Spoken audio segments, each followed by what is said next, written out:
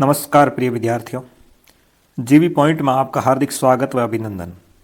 आज अपन कक्षा 8 प्रखर गणित कार्य पुस्तिका जो 2024-25 में चल रही है उसके कार्यपत्रक 19 से 25 तक व आकलन 4 को हल करेंगे। मैं आशा करता हूं कि आपको ज़रूर समझ में आएंगे। साथ ही साथ मैंने अब तक कार्यपत्रक नंबर 1 से 18 तक हल करवा दिए हैं और आधार रेखा मूल्यांकन भाग 1 व 2 भी हल करवा दिए हैं। उन्हें देखने के लिए मेरे YouTube चैनल जीवी पॉइंट में जाके आप देख सकते हैं। आज अपन शुरू करेंगे कार्यपत्रक नंबर 19। 19 में क्या है कि पूर्णांक संख्याओं की समझ बना पाना।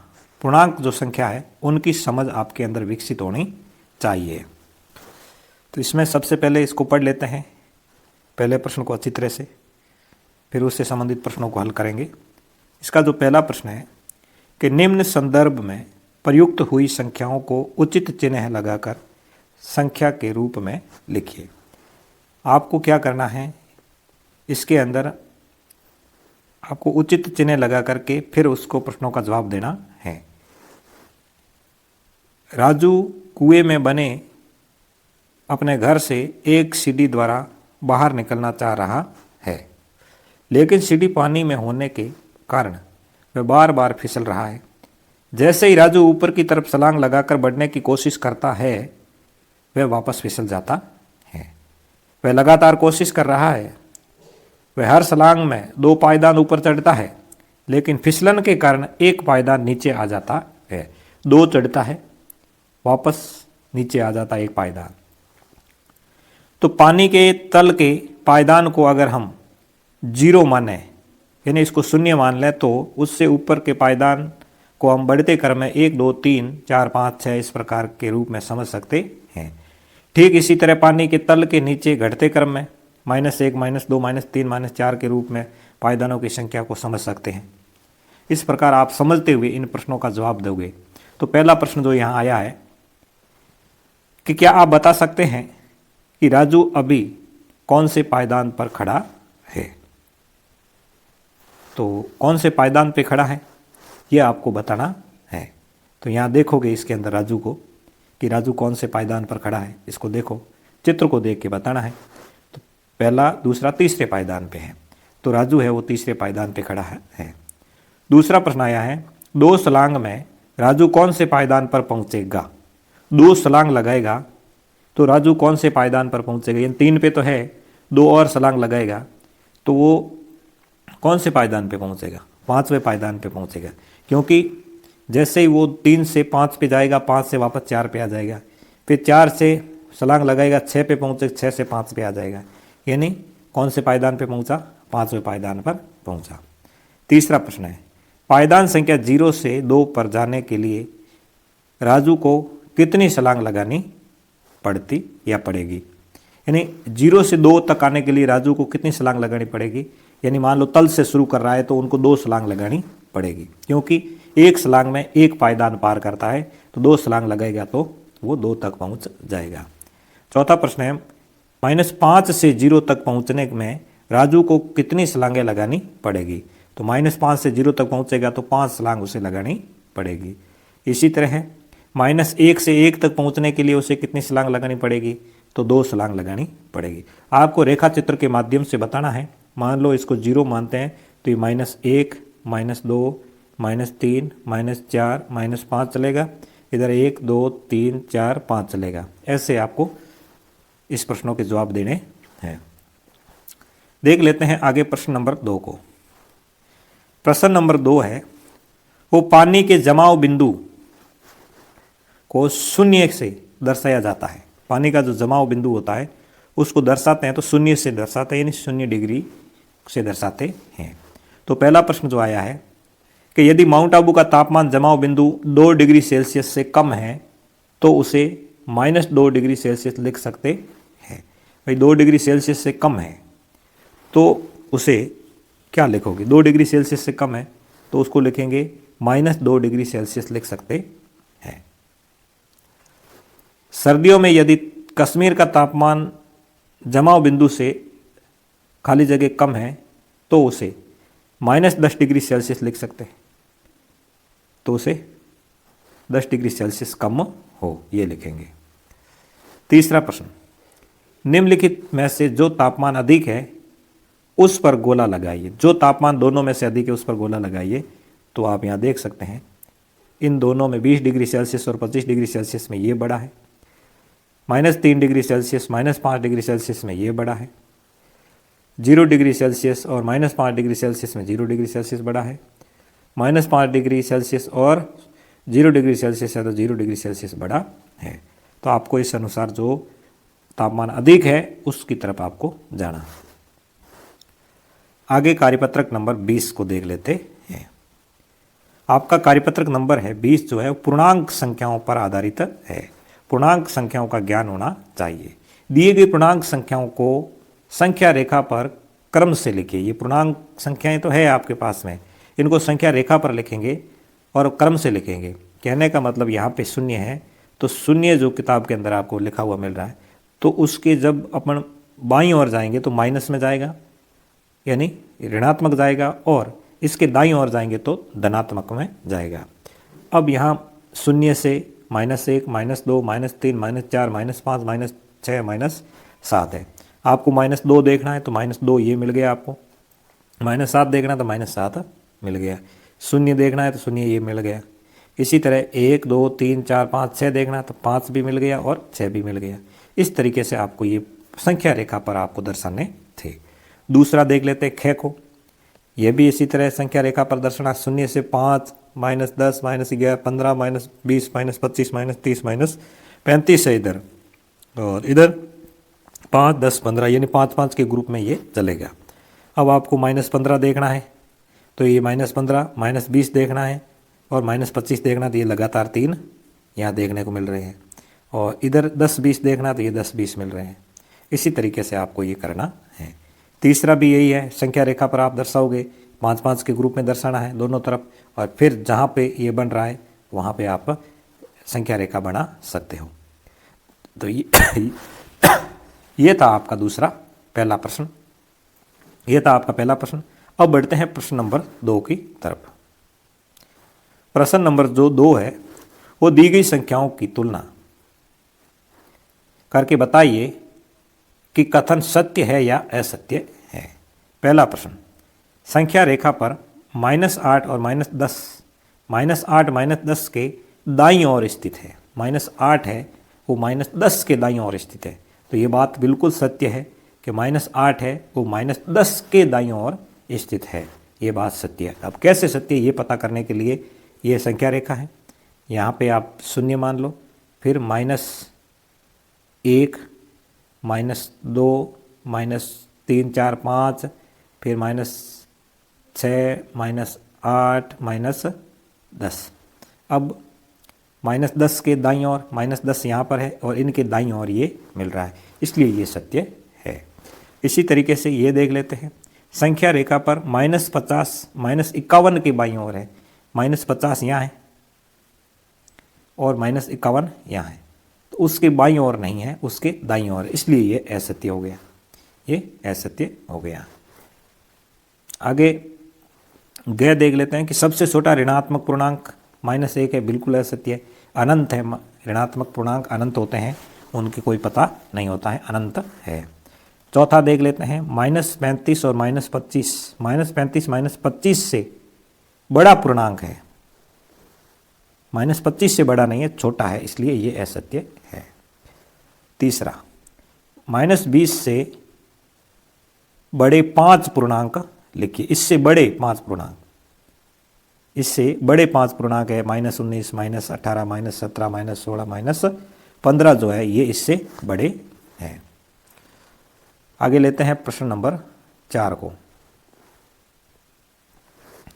प्रश्न नंबर 4 जो -6 से छोटे 5 पूर्णांक लिखिए, इससे छोटे पूर्णांक लिखना है तो 7 8 -9 -10 -11 है, ये छोटे हैं, इससे ये -6 से क्या कहलाएंगे, छोटे कहलाएंगे। आप संख्या रेखा पर देखोगे तो यहाँ 0 है, तो या -1 या -2, तो 1 से 2 क्या है, छोटा है, -2 छोटा है, तो ये सभी इससे छोटे हैं। 5वां प्रश्न, निम्नलिखित संख्याओं के प्रवृत्ति लिखिए। प्रवृत्ति का मतलब बाद में आने वाली संख्या लिखनी है।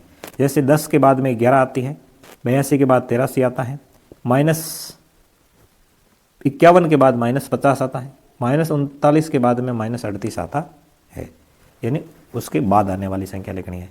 पूर्ववर्ती संख्या यानी पहले, जैसे 37 से पहले -38 आती है, 49 से पहले -48 से पहले 48 आती है, 311 माइनस है जो 312 पहले आती है, फिर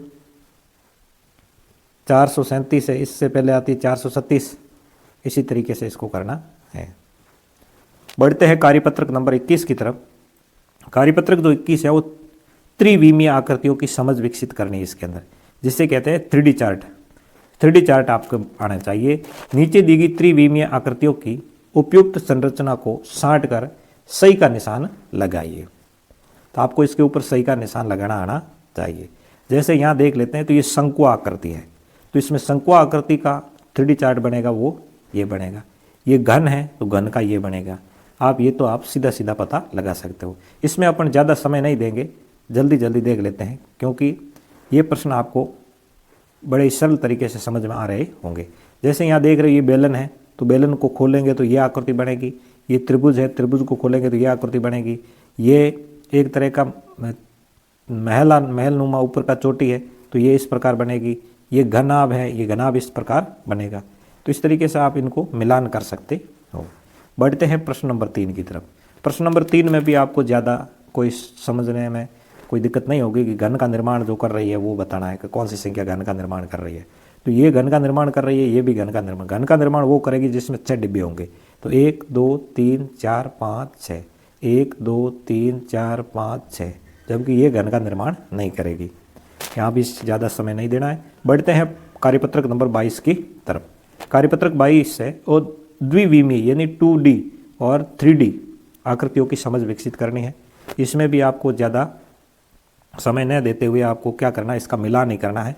घनाभ को मिलाओगे तो इससे मिलेगा, शंकु को मिलाओगे तो इससे मिलेगा, बेलन को मिलाओगे तो इससे मिलेगा, और घन को मिलाएंगे तो इससे मिलने वाला है।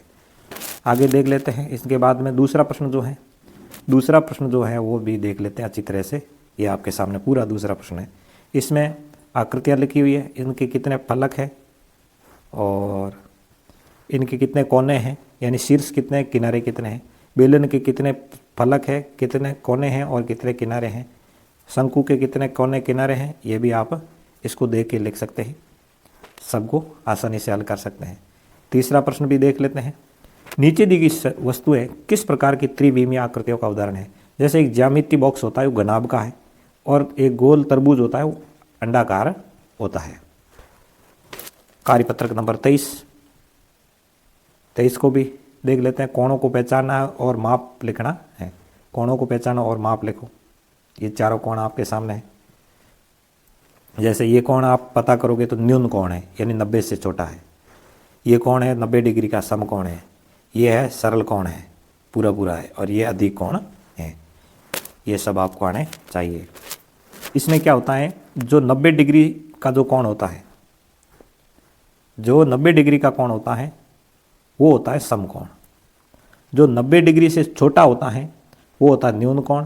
जो 90 डिग्री से बड़ा और सरल कोण से छोटा होता है वो अधिक कोण होता है, और जो 180 डिग्री का होता है वो सरल कोण होता है। आगे देख लेते हैं दूसरा प्रश्न। दूसरे में भी आपको न्यून कोण, समकोण, सरल कोण, अधिक कोण को आपको सारणी में बताना है, इसमें से देख करके कि कितने इसमें न्यून कोण है। तो न्यून कोण एक तो ये है और एक ये, यानी 1 व 3 ये दोनों न्यून कोण है। एक ये सरल कोण है पूरा 4 नंबर वाला, तो ये सरल कोण हो गया। फिर अधिक कोण देख लेते हैं कितने अधिक कोण हैं। तो इसमें एक तो 2 नंबर ये अधिक कोण है, और एक 10 नंबर ये अधिक कोण है, और एक 11 नंबर ये अधिक कोण है। बाकी सब समकोण है। ये समकोण, ये समकोण, ये समकोण, ये इधर वाला समकोण, ये समकोण और ये समकोण, और ये भी समकोण है। तो ये तो आप आराम से चांदे की सहायता से माप करके भी पता कर सकते हैं कि कौन सा समकोण है, कौन सा अधिक कोण है, कौन सा सरल कोण है और कौन सा न्यून कोण है। आगे प्रश्न नंबर 3 देख लेते हैं। चांदे की सहायता से दिए गए कोणों को माप कर लिखिए। माप हो गए तो ये 120 डिग्री का हो रहा है और ये हो रहा है 60 डिग्री का हो रहा है। आगे बढ़ते हैं कार्यपत्रक नंबर 24। कोणों को पहचानना और माप लिखना है इसका। तो देख लेते हैं सीधा इनको ही अच्छी तरह से कि ये प्रश्न जो है ये आपको करने हैं। कौन सा कितना है ये आप आराम से देख सकते हैं। जैसे ये है न्यून कोण है, ये पूरा समकोण है, ये न्यून कोण है, ये समकोण है, ये समकोण है, ये समकोण है, ये अधिक कोण है, ये न्यून कोण है।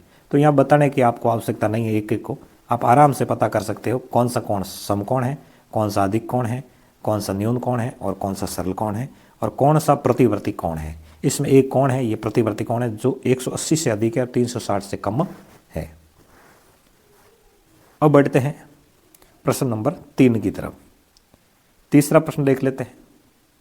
तीसरे में क्या है, दी गई घड़ियों में कोणों को माप कर कोणों के नाम और माप डिग्री लिखिए। कोणों को मापना और नाम लिखना है इसका कि कौन सा कोण कितने डिग्री का है। जैसे इस घड़ी में देखा तो ये समकोण है, इसमें देखा तो ये सरल कोण है, इसमें देखा तो ये 90 डिग्री का है, इसमें ये देखा तो ये भी समकोण है, ये देखा सरल कोण है और इधर इनको देखोगे तो ये 0 डिग्री न्यून कोण है।